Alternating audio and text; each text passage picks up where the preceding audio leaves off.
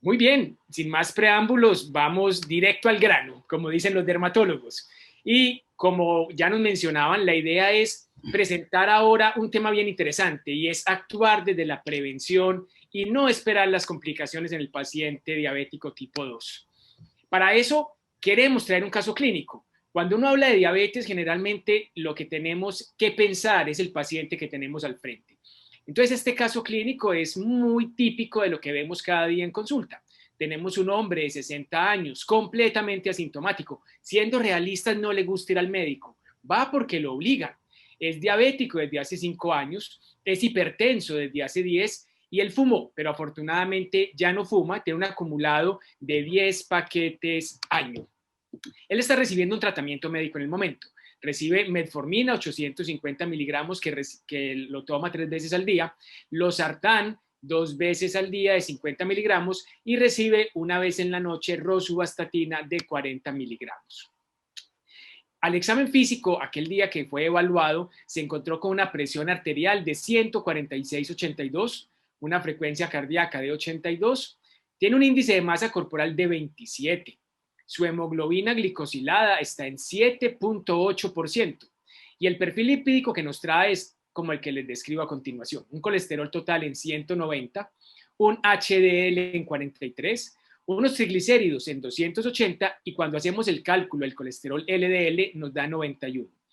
Tiene una creatinina de 1,1 que está dentro de parámetros normales para el valor de referencia del laboratorio y se le hace un cálculo de la tasa de filtración glomerular que nos da 65.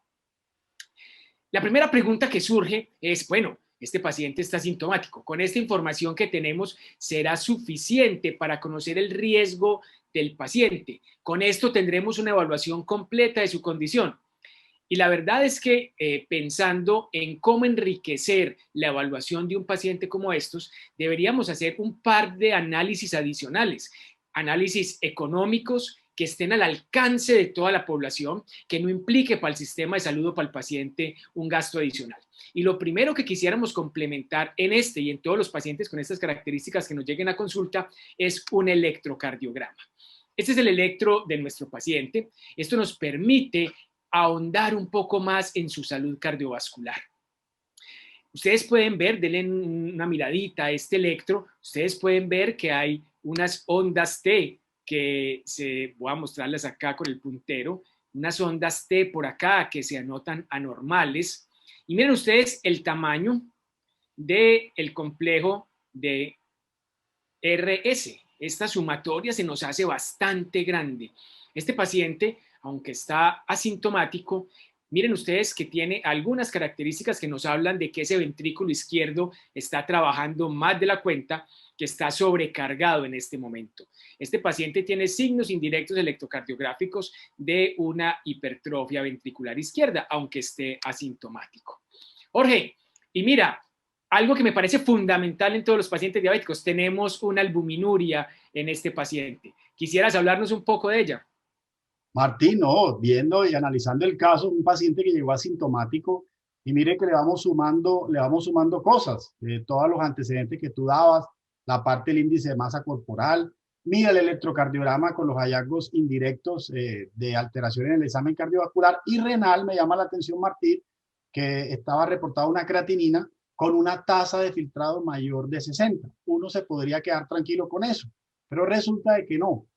Uno debe hacer una evaluación completa en todo paciente diabético tipo 2 y eso no solamente incluye la creatinina, sino la tasa de filtrado calculada, que en este paciente la calculamos, pero un examen muy importante es la albuminuria y ojalá la relación albuminuria-creatinina. Y oh sorpresa, Martín, en nuestro paciente nos encontramos que efectivamente sí tenía una albuminuria por allá guardadita de 320 miligramos, que es una albuminuria clasificada como albuminuria 3, cuando es mayor de 300, y Martín en la historia del paciente también previamente tenía unos 2 o 3 valores de albuminuria también alterados. Entonces, este paciente, Martín, nos obliga a pensar en que tenemos que adicionarle un diagnóstico de enfermedad renal diabética, Martín. Entonces, un paciente que tiene un estadio 2, una enfermedad renal diabética, fenotipo albuminúrico, porque es muy claro que la albuminuria es lo que predomina, tasa de filtrado más de 60, por la tasa de filtrado, Martín, tiene un estadio 2 de enfermedad renal, pero por la albuminuria es una albuminuria 3. Resumen,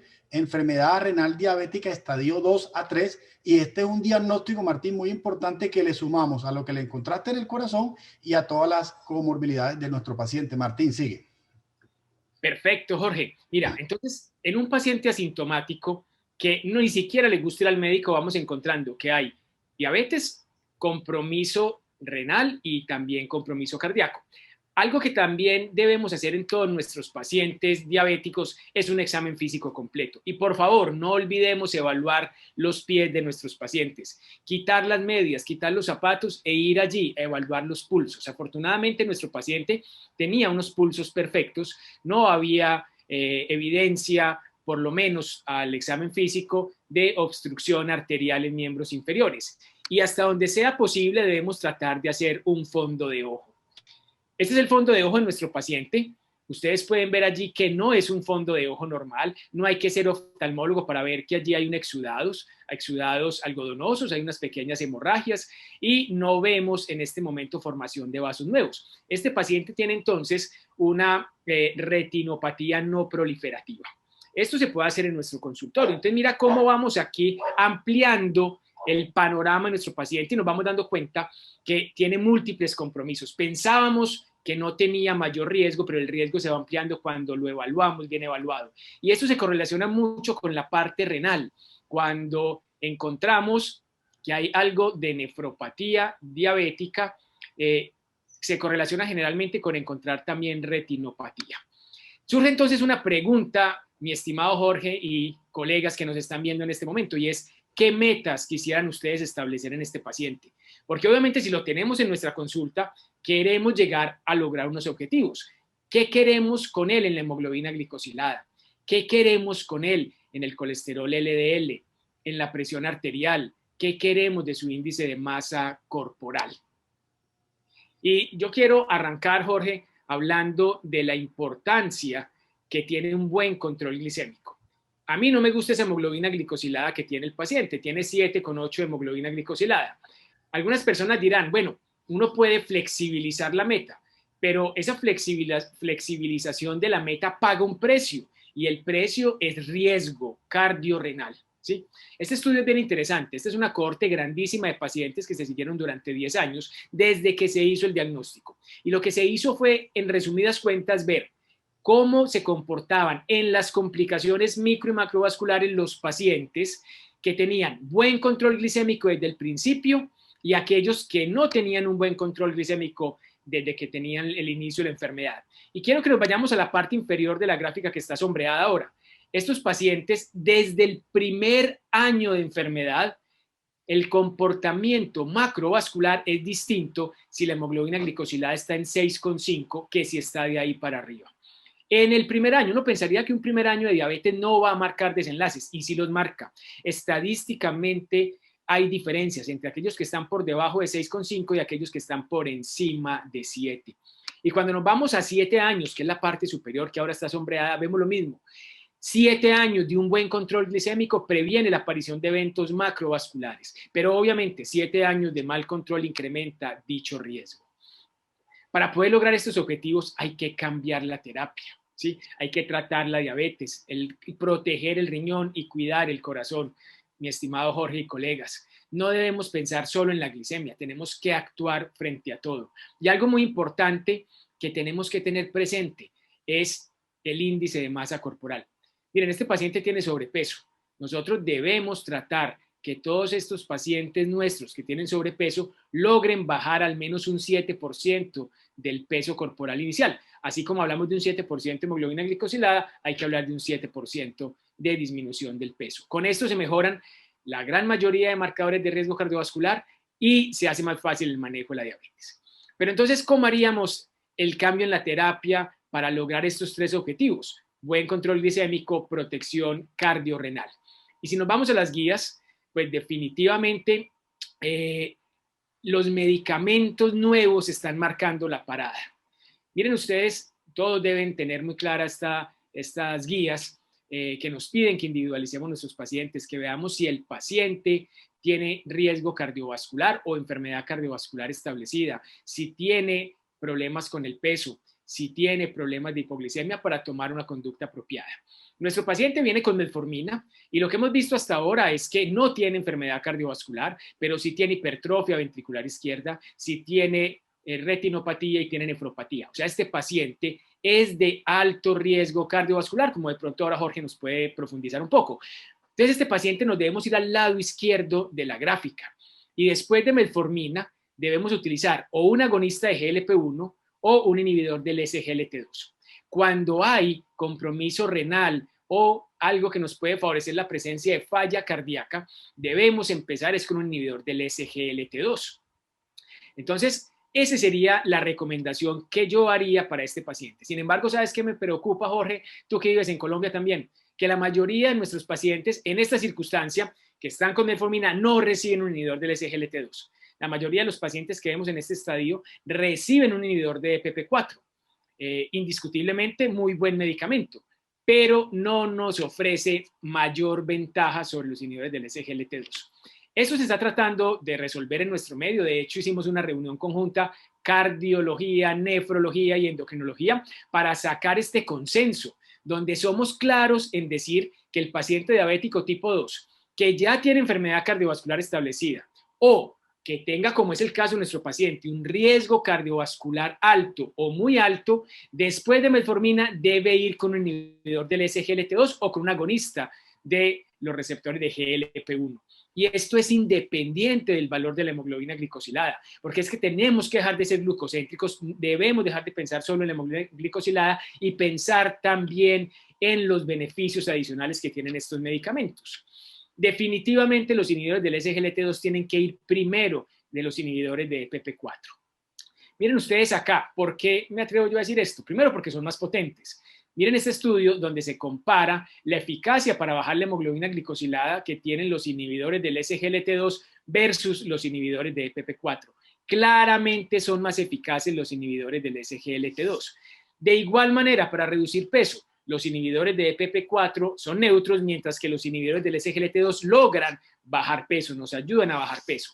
Pero más importante que todo lo anterior es esta gráfica. Mira, ningún inhibidor de EPP4 ha logrado impactar favorablemente en los desenlaces cardíacos combinados, o sea, los MACE de 3 puntos de mortalidad cardiovascular, infarto no fatal y stroke no fatal. Mientras que tenemos claridad que los inhibidores del SGLT2, por ejemplo, dapaglifosina, logra impactar en ese MACE de 3 puntos, son importantísimos para bajar las hospitalizaciones por falla cardíaca y los desenlaces renales. Entonces, indiscutiblemente no hay duda, los inhibidores del SGLT2, dapaglifosina, como ejemplo, son mucho mejores que los inhibidores de EPP4 y excepto que existe una contraindicación, deberían ir después de la metformina. De hecho, mira aquí las indicaciones de dapaglifosina en diabetes. En diabetes está obviamente indicado en diabetes tipo 2, en adultos, para el tratamiento de diabetes complementando la dieta y el ejercicio.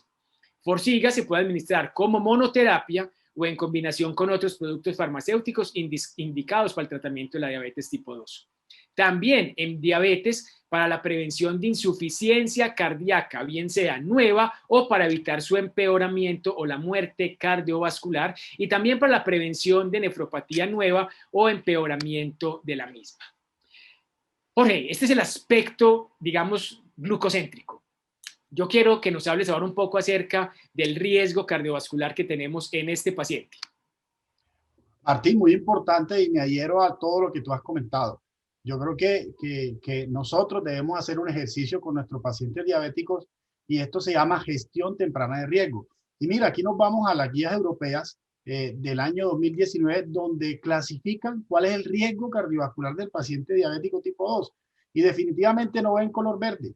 No hay diabético tipo 2 de bajo riesgo. Los pacientes diabéticos tipo 2, Martín, son de riesgo intermedio o moderado y de riesgo alto, pero ojo, el riesgo alto se subdivide en riesgo alto y riesgo muy alto. Solamente un 10 a 15 a 20% de los pacientes diabéticos tipo 2 son de riesgo intermedio. El 80%, Martín, de los pacientes diabéticos tipo 2 son de alto riesgo o de muy alto riesgo. Entonces nos vamos a nuestro paciente. ¿Cuándo uno clasifica un paciente de muy alto riesgo? Definitivamente es un paciente diabético tipo 2 que tiene ya enfermedad cardiovascular establecida. Desde el punto de vista renal, ¿Qué criterios nos indican que pacientes de muy alto riesgo? Pacientes que tengan albuminuria A3. Ojo, nuestro paciente tiene albuminuria A3. El solo hecho, Martín, de tener albuminuria A3 te clasifica al paciente de muy alto riesgo o que tenga tasas de filtrado menos de 30. Y obviamente otras características, 3 o más factores de riesgo mayores, obesidad, hipertensión, dislipidemia, o en diabéticos tipo 1 cuando es de inicio temprano y duración prolongada más de 20 años. Entonces nuestro paciente Martín lo clasificamos, y esto se llama gestión temprana de riesgo en paciente de muy alto riesgo. La siguiente, y esto porque es importante porque si miramos el riesgo renal, y esta es la clasificación CADIGO, esto aplica para todos los pacientes con enfermedad renal crónica, vemos que nuestro paciente en la clasificación CADIGO, que en general uno lo ubica en la ventana negra que está de ese lado. Y miren que el color de la ventana es un color naranja. Esto no aplica para el paciente diabético. Cuando tenemos un paciente diabético, el riesgo en la enfermedad renal se aumenta. Y definitivamente nuestro paciente no está en color naranja, sino nuestro paciente está en color rojo y bastante rojo, porque es de muy alto riesgo cardiovascular. Entonces, cuando nos vamos específicamente a los inhibidores de la GSLT2, este es un metaanálisis salió en el 2019. En este metaanálisis todavía no había salido el estudio DAPA-CKD, y en este metaanálisis que tiene en cuenta los estudios pivotales de seguridad cardiovascular más importantes de los inhibidores de la SLT2, definitivamente en general sabemos que estos medicamentos, como bien lo decía, impactan en disminución o en protección de órganos de daño cardiovascular, pero desde el punto de vista renal también impacta en los desenlaces renales y en todas las variables de desenlace renal, que es deterioro de la tasa de filtrado o la llegada a diálisis o trasplante. Esto lo posicionó básicamente Martín el estudio CREDES. Entonces, cuando nos vamos, Martín, a los estudios que hay con objetivo primario renal, el primer estudio que hay fue el estudio CREDES, que fue con canaglifosina, donde todos los pacientes incluidos eran pacientes diabéticos tipo 2 con enfermedad renal, o sea, con la presencia de albuminuria. Pero el año pasado salió publicado el estudio DAPA-CKD, que lo pueden ver ahí, que a diferencia del estudio CREDES, en este estudio se incluyeron, además de pacientes diabéticos con enfermedad renal, se incluyeron pacientes con enfermedad renal sin diabetes. Miren que es un estudio muy importante, un estudio de 4.000, que incluyó 4.034 pacientes, que tiene otra característica muy importante, que casi el 25% de los pacientes eran pacientes de América Latina, donde básicamente las 2/3 partes, o sea, el 70% de estos pacientes eran diabéticos tipo 2 con enfermedad renal, y el 30% de los pacientes de este estudio eran pacientes con enfermedad renal sin diabetes. Muy importante que las tasas de filtrado que se incluyeron iban entre 25 y 75, pero a diferencia del estudio CREDES, el promedio de pacientes con tasas de filtrado que se incluyeron aquí era de 43, y el estudio CREDES eran pacientes un poco mejor con tasas de filtrado porque eran de 54. Entonces, este estudio comparó al tratamiento estándar adicional dapaglifosina versus placebo, y se evaluaron básicamente dos grandes resultados. Un objetivo primario, que es muy importante, como pueden ver ahí. El objetivo primario era un objetivo primario compuesto, y este es un estudio que se basaba en eventos, en el número de eventos, y el objetivo primario estaba compuesto por 3 variables. Uno, la reducción o la disminución de la tasa de filtrado más del 50%, la enfermedad renal crónica terminal, que es la llegada a diálisis o trasplante, y la muerte renal o cardiovascular. Definitivamente los resultados fueron contundentes, y los pacientes intervenidos, Martín, con dapaglifosina presentaron una reducción de este riesgo casi en un 40%, el valor fue 39, con datos estadísticamente significativos, y esto nos da un MT de 19 pacientes para tratar, para conseguir disminuir este evento, que es muy, muy fuerte, y esto catapulta a estos medicamentos como verdaderos medicamentos nefroprotectores. Los nefrólogos no teníamos medicamentos nefroprotectores desde la época de los IECA o los ARA2. Y en los objetivos secundarios, todos los objetivos secundarios también se cumplieron. Hay un objetivo renal específicamente, quitándole la muerte cardiovascular, un objetivo de hospitalización por falla cardíaca y muerte cardiovascular que también impactó, y un objetivo de mortalidad global que también impactó. Definitivamente este estudio fue muy contundente, de hecho fue suspendido antes por el comité regulatorio por los resultados muy importantes. La siguiente. Entonces, con base en esto, Martín, la siguiente. Con base en esto, Martín, cuando analizamos, y esto es un dato muy importante, la población de pacientes, Martín, ese 30% que no tenían diagnóstico de diabetes, que son más de 1.200, 1.300 pacientes, aquí están las causas de enfermedad renal. Y definitivamente en las otras causas de enfermedad renal también se presentaron eventos positivos de conseguir objetivo primario y objetivo secundario, es decir, eventos de nefroprotección. Y aquí recalco básicamente la nefropatía por IgA, donde los resultados en análisis de subgrupo, Martín, de la nefropatía por IgA son inclusive mucho más fuertes y contundentes que en los mismos pacientes diabéticos.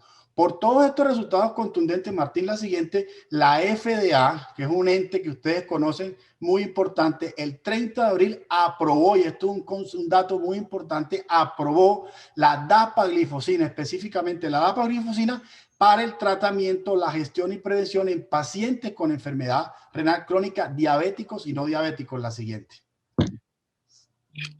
Si nos vamos, Martín, a otra pregunta que nos tenemos que hacer, que es la parte de riesgo de falla cardíaca. Mira, Martín, que hemos hecho un ejercicio interesante. Diagnosticamos enfermedad renal diabética. Nos preguntamos inmediatamente riesgo cardiovascular, muy alto. Inmediatamente nos tenemos que preguntar, Martín, el riesgo de falla cardíaca, porque esto es prevención primaria, la siguiente. Nos vamos a este estudio, Martín, muy importante, que específicamente que es el score TIMI-DECLARE. Ojo con este score que es muy importante, y en este score básicamente nos dice claramente que el paciente que tenga 2 o más puntos de estas variables que se están analizando ahí son pacientes que tienen aumento en el riesgo de falla cardíaca. Esto fue una corte básicamente importante de pacientes que intervinieron o que participaron del DECLARE. Y miren aquí como dato muy importante, Martín, en los puntos. La presencia de albuminuria, Martín, más de 300 miligramos te da 2 puntos, inclusive te da el mismo valor que tener previamente una falla cardíaca, y está muy por encima de tener fibrilación auricular, enfermedad coronaria, inclusive tasas de filtrado bajo. Entonces, con esta clasificación, Martín, nuestro paciente tiene aumento en el riesgo de falla cardíaca porque la albuminuria era mayor de 300, la siguiente. ¿Y esto por qué es importante? Porque definitivamente con dapaglifosina también hay bastante evidencia contundente en la parte cardiovascular con objetivos primarios en los estudios evaluando estos desenlaces. Nosotros conocemos ampliamente este estudio que salió publicado en Circulation en el año 2019, que es el estudio DAPA-HF. Es un estudio muy interesante, que fue un estudio multicéntrico, aleatorizado, 20 países, 410 centros, más de 4.000 pacientes participaron en este estudio, donde eran pacientes que tenían falla cardíaca, la clasificación de NIJA de la 2 hasta la 4, y eran pacientes con fracción de eyección igual o menor al 40%. Importante que aquí habían diabéticos y no diabéticos, Martín. El 45% de los pacientes incluidos eran diabéticos tipo 2, pero el resto de pacientes eran pacientes con falla cardíaca sin diabetes. Se evaluó la intervención de dapaglifosina, la terapia estándar en los pacientes, el estudio fue de 18 meses. La mitad de los pacientes recibieron DAPA, la otra mitad recibió placebo a la terapia estándar, y definitivamente el objetivo primario, que era evaluar empeoramiento de la falla cardíaca o muerte cardiovascular, se logró conseguir de manera contundente en los pacientes intervenidos con dapaglifosina en un 26%. Cuando evaluamos las variables de este objetivo primario, tanto la hospitalización por falla cardíaca como la muerte cardiovascular, ambas variables también tuvieron impacto positivo en los pacientes intervenidos con dapaglifosina en reducir precisamente estos eventos. Y los objetivos secundarios también se evaluaron. Mira el cuadro de abajo, que es muy importante, y es, ¿le fue igual a los pacientes diabéticos o no diabéticos con falla cardíaca? Y definitivamente el uso de dapaglifosina fue contundente tanto en pacientes diabéticos como no diabéticos. Y esto nos obligó, Martín, a la siguiente, a que también la FDA aprobara hace muy recientemente, el 5 de mayo, utilizar, Martín, la dapaglifosina en pacientes para tratamiento de falla cardíaca, sea diabético o no diabético. Tú acabaste de mencionar la indicación en diabéticos, pero también en pacientes no diabéticos, la FDA acaba de aprobar esto, la siguiente. Entonces, esto es muy importante, Martín, para que tú nos puedas dar los mensajes finales, pero para concluir de la parte mía, definitivamente la dapaglifosina es un medicamento innovador, un GSLT2 que brinda y es contundente la nefroprotección en pacientes diabéticos y no diabéticos con enfermedad renal, y también es contundente la cardioprotección en pacientes que tienen falla cardíaca, sea diabéticos o no diabéticos, y en general para disminuir todos los endpoints o los riesgos cardiovasculares. En Ecuador, Martín, nos puedes complementar también tenemos la buena noticia de que la dapaglifosina está aprobado como medicamento para utilizar en nefroprotección en pacientes que tienen enfermedad renal crónica, obviamente si tienen diabetes también, y si no tienen diabetes como causa de enfermedad renal crónica también, y en falla cardíaca también. Martín, ¿nos puedes complementar y los mensajes finales? Sí, la verdad es que maravilloso. En Colombia todavía no tenemos esta aprobación, pero en Ecuador ya está aprobado por los entes regulatorios que dapaglifosina puede utilizarse en falla cardíaca y en falla renal, aunque el paciente no tenga diabetes. Obviamente, cuando hay diabetes, no había ya la menor duda, pero la gran noticia es la autorización, la aprobación por los entes regulatorios, dadas sus características nefroprotectoras y cardioprotectoras para ampliar este recurso a los pacientes que no tienen diabetes. Jorge, ya en estos últimos segundos que nos quedan de nuestro conversatorio, yo quisiera dejar unos mensajes finales. Lo primero es que el mundo para los pacientes diabéticos ha cambiado y ha cambiado gracias a la aparición de medicamentos innovadores y que impactan radicalmente los desenlaces que antes no teníamos forma de impactar.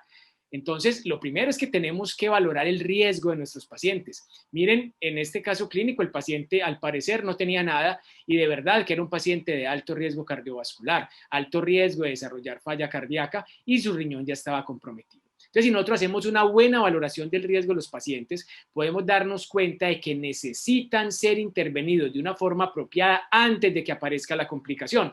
¿Para qué esperar que aparezca el desastre si lo podemos prevenir?